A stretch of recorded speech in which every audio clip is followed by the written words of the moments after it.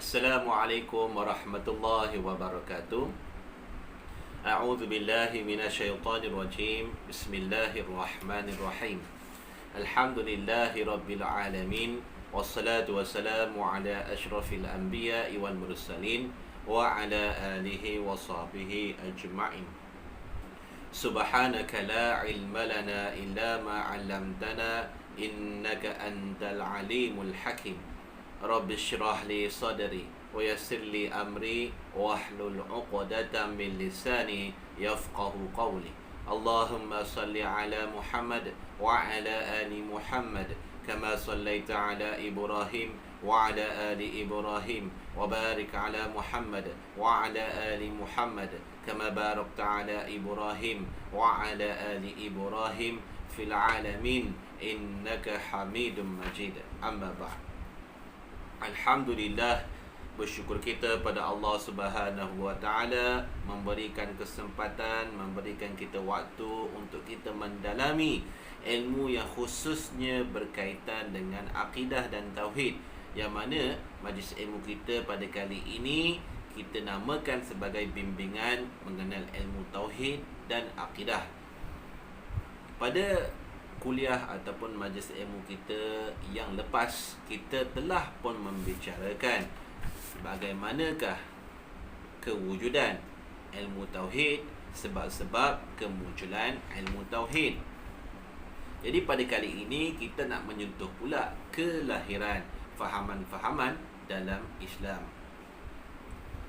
Bagaimanakah boleh munculnya Syiah, bagaimana pula boleh munculnya Khawarij, dan boleh muncul pula Murji'ah. Jadi kita akan berikan sedikit gambaran pada majlis ilmu kali ini. Soalan, adakah ada perpecahan dalam pandangan-pandangan Islam dari segi akidah yang membawa kepada kemunculan fahaman-fahaman, aliran-aliran atau puak-puak Islam? Jadi kita telah menyentuh pada majlis ilmu yang lepas, kita ada katakan berlakunya perbezaan pendapat di kalangan kumpulan-kumpulan yang tertentu, yang mana kumpulan tersebut telah pun memberikan pelbagai hujah, pelbagai dalil yang menyokong kefahaman ataupun fahaman mereka sendiri. Jadi pada kali ini soalannya berbunyi, adakah ada perpecahan dalam pandangan-pandangan Islam pada ataupun mengenai akidah yang membawa kepada kemunculan fahaman-fahaman, aliran-aliran dan puak-puak Islam? Jadi jawapan dia ialah memang ada perpecahan di kalangan penganut-penganut Islam. Dalam penganut Islam itu sendiri memang berlakunya perpecahan. Selepas kewafatan Rasulullah SAW, selepas berakhirnya pemerintahan Khulafa Ar-Rasyidin, maka perpecahan terjadi di kalangan orang-orang Islam dalam masalah akidah, sehingga membawa kepada puak-puak atau aliran-aliran atau fahaman-fahaman Islam, seperti kepercayaan tentang sifat-sifat Allah, perbuatan manusia, syurga dan neraka, qada dan qadar dan sebagainya. Jadi maksud dekat sini, puak-puak atau aliran-aliran ini atau fahaman-fahaman ini berbeza-beza pandangan dan pendapat mengenai sifat-sifat Allah, mengenai perbuatan manusia, syurga dan neraka, qada dan qadar dan sebagainya. Mengapakah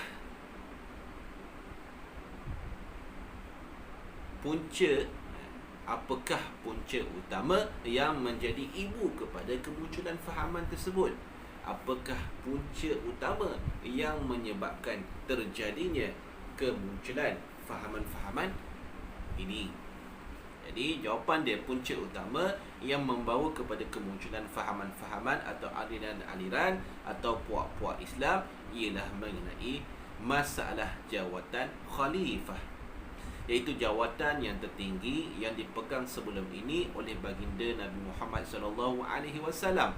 Perbalahan ini berpunca dari siapakah yang layak menggantikan baginda Rasulullah SAW. Jadi tuan-tuan dan puan-puan, sebenarnya fahaman-fahaman, aliran-aliran dan kepercayaan-kepercayaan ini terjadi,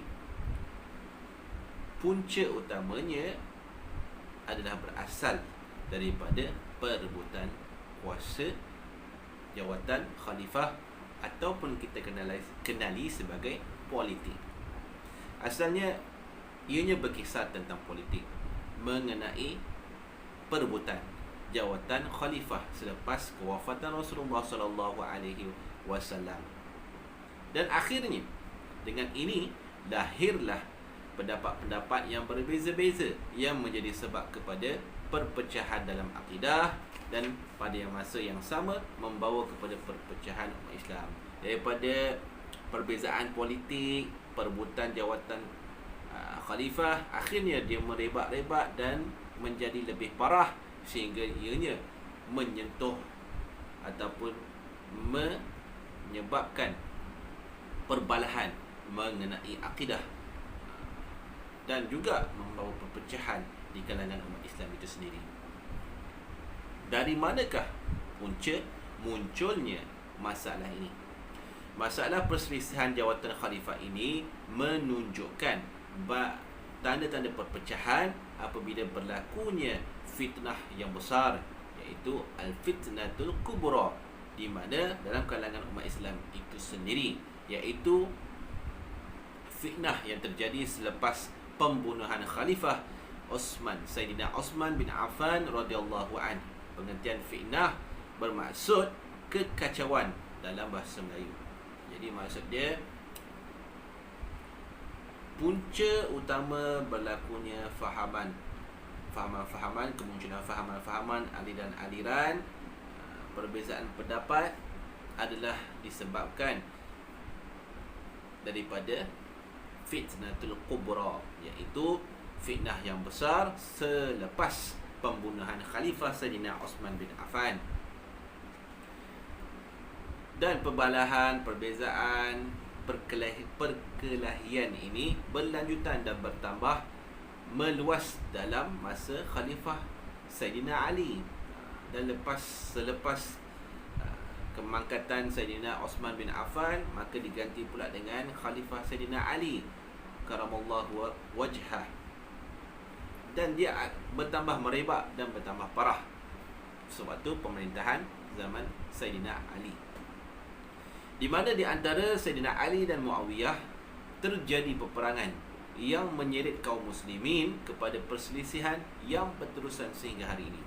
Jadi di antara Sayyidina Muawiyah dan Sayyidina Ali berlaku perbezaan pendapat, berlaku perselisihan yang membawa kepada peperangan yang berterusan sehingga hari ini. Terangkan aliran-aliran utama yang timbul dari perpecahan itu. Maka apabila berlakunya perpecahan dalam kalangan orang Islam, maka wujudlah puak-puak utama, aliran-aliran utama, iaitu 3 puak, iaitu yang pertama Syiah, yang kedua Khawarij, dan yang ketiga Murji'ah. Jadi maksud dekat sini, bila berlakunya perpecahan di kalangan umat Islam, lahirnya, munculnya fahaman-fahaman, aliran-aliran yang mula-mula terjadi 3 sahaja aliran, iaitu yang pertama Syiah, yang kedua Khawarij, dan yang ketiga Murji'ah. Siapakah Syiah? Puak Syiah ialah orang-orang yang menjadi pengikut-pengikut Sayyidina Ali bin Abi Talib radhiyallahu anhu. Mereka berpendapat dan berkepercayaan bahawa Sayyidina Ali radhiyallahu anhu orang yang paling layak memegang jawatan khalifah selepas kewafatan, kemangkatan Rasulullah sallallahu alaihi wasallam. Pada kepercayaan mereka, barang siapa yang menentang kepercayaan ini dianggap orang-orang yang zalim. Seterusnya mereka percaya bahawa khalifah-khalifah yang sebelumnya, iaitu Sayyidina Abu Bakar, Sayyidina Omar dan Sayyidina Osman radhiyallahu anhum, dianggap orang-orang yang fasik. Jadi ini adalah puak-puak yang melampau, yang terlampau mengagungkan Sayyidina Ali bin Abi Talib sehingga mereka sanggup mengatakan zalim kepada mereka yang tidak mengangkat Sayyidina Ali bin Abi Talib sebagai khalifah. Dan seterusnya, apabila diangkat Sayyidina Abu Bakar, Sayyidina Umar dan Sayyidina Osman, mereka menganggap sahabat-sahabat ini sebagai orang yang fasik. Sedangkan sahabat-sahabat ini adalah sahabat yang telah diberi jaminan oleh Rasulullah SAW, golongan yang masuk ke dalam syurga. Masakan pula mereka mengatakan sahabat-sahabat ini sebagai orang yang fasik. Seterusnya, aliran yang kedua pula, iaitu puak Khawarij. Puak Khawarij ialah mereka yang bertentangan dengan puak Syiah, di mana mereka percaya bahawa jawatan khalifah ini boleh dipegang oleh sesiapa sahaja, bukan tertentu kepada keluarga Ali, Sayyidina Ali yang dianggap sebagai ahli bait, atau bukan tertentu kepada orang-orang yang berketurunan Arab sahaja. Mereka percaya jawatan khalifah hendaklah berdasarkan pemilihan bebas dari kalangan orang-orang Islam, atau yang dikenali sebagai pilihan raya untuk melantik ketua negara, dan pada waktu itu dikenal sebagai nama khalifah. Jadi selepas munculnya puak Syiah, muncul pula puak Khawarij. Puak Khawarij ni mereka tidak mengagungkan Sayyidina Ali bin Abi Talib, dan mereka juga tidak menentang Sayyidina Ali bin Abi Talib, tapi mereka percaya bahawa jawatan khalifah ini boleh dipegang oleh sesiapa sahaja, bukan dari keturunan ahli bait, dan boleh juga bukan daripada keturunan Arab. Mereka lebih suka kepada pemilihan bebas daripada kalangan orang-orang mukmin, orang-orang Islam, ataupun yang kita kenali sebagai pilihan raya untuk melantik ketua negara ataupun khalifah. Kemudian muncul pula puak yang dinamakan sebagai Murji'ah. Puak Murji'ah ialah orang yang tidak mahu masuk campur dalam perselisihan antara puak Syiah dan Khawarij, atau di antara penyokong-penyokong Ali dan Muawiyah radhiyallahu anhu. Mereka lebih suka menjauhkan diri dari fitnah dan tidak menyokong mana-mana pihak. Sebaliknya, mereka mengembalikan atau menyerahkan urusan dan keputusan ini kepada Allah, supaya Allah menentukan siapakah yang benar dan siapakah yang salah. Tegasnya, mereka menempuhkan ataupun menangguhkan hukum kebenaran itu kepada hukum Allah.